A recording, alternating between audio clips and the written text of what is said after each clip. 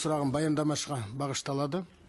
Құрметті Аида Ғалымқызы, өткен аптада Мәжілістің қоғамдық палатасы мен масс-медиа туралы заң жобасының жұмыс тобы мүшелері Алматы қаласына барып, 15-ші медиа құрылтай аясында арнайы көшпелісін өткізіп келді. Қоғамдық палатының отырысына танымал журналистер, медиа саланың майталман мамандары қатысып, заң жобасына қатысты пікірлерін ортаға салып, нақты ұсыныстар берді.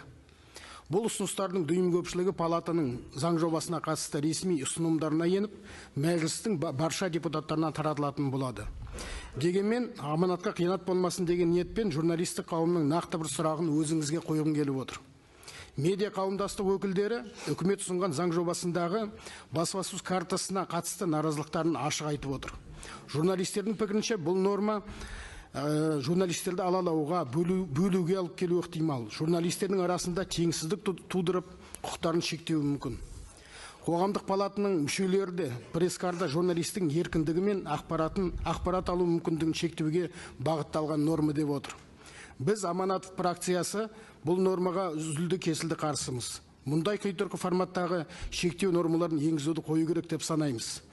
Осыған орай Мәжілістегі Аманатов фракциясының депутаттары өз алаңдаушылығын білдіріп, салыстырмалы кестеге оны алып тастау туралы өзгерістер ұсынған болатын.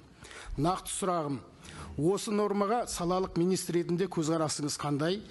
Журналистік қауым мен аманаттық депутаттарының ұстанымын қолдайсыз ба?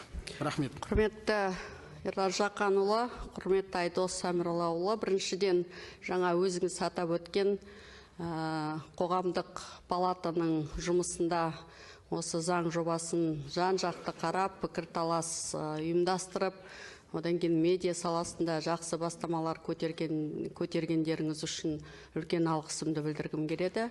Ал енді сұраққа келсек, бірінші бұл тармақ, бұл бастама ешқандайда журналистердің құқықтарын бұзбайды. Оның себебі біздің мынау министрліктің 2024 жылғы жұмыс жоспарында осы медиа саласына қатысты барлық мәселелерді реттеу үшін біз медиа платформа жасақтап, жүзеге оны қосуды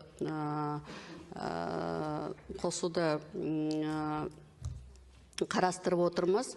Ол жаңағы мынау бұқаралық ақпараттық құралдардың есепке тұруы, заңды есепке тұруы, есептен шығуы, газет журналдардың түп негізін сақтау мәселелері, соның ішінде мынау аккредитация мәселелерін автоматтандыру мәселелері болатын. Сондықтан сол тұрғыда біз оның барлығын жаңағы енді қазір ақпараттық технология заманында ол мәселені де автоматтандырып, цифрландырып, оны журналистердің жұмысын жеңілдетуге бағытталған норма болатын.